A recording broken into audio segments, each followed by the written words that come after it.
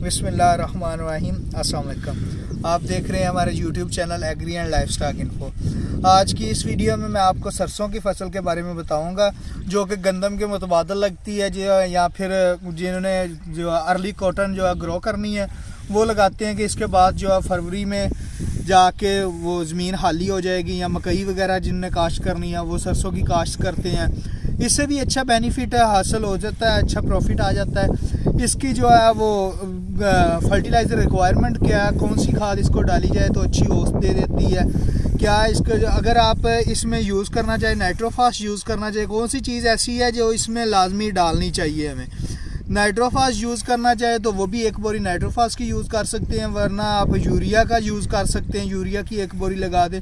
लेकिन ये खुद भी नाइट्रोजन जो है वो फिक्स करने वाली क्रॉप है। नाइट्रोजन फिक्स का मीन ये हवा से नाइट्रोजन लेके जड़ों में फिक्स करती है, आगे ज़मीन को भी बेटर करती है नाइट्रोजन की वजह से फिक्स करके। तो नेक्स्ट जो फसल आनी होती है उसके लिए भी ये बेनिफिशियल है। तो इसकी अपनी इतनी ख़ास ज़रूरत तो नहीं है, इतनी ख़ास इसका जो है वो प्रॉफिटेबल फसल समझा भी नहीं जाता। लेकिन ये इसको इस लिहाज से देखा जाता है कि जो भी आगे जो फसल लगानी है अर्ली हमने उसके जो बेसिक से अखराजात हैं, जो बेसिक नीड्स हैं वो इससे पूरी हो सके। तो इसके लिए कौन सी एक बोरी नाइट्रोफास यूज़ कर सकते हैं या फिर एक बोरी यूरिया यूज़ कर सकते हैं। लेकिन इस दोनों के साथ ही ना सल्फ़र का यूज़ इसमें लाजमी किया जाए।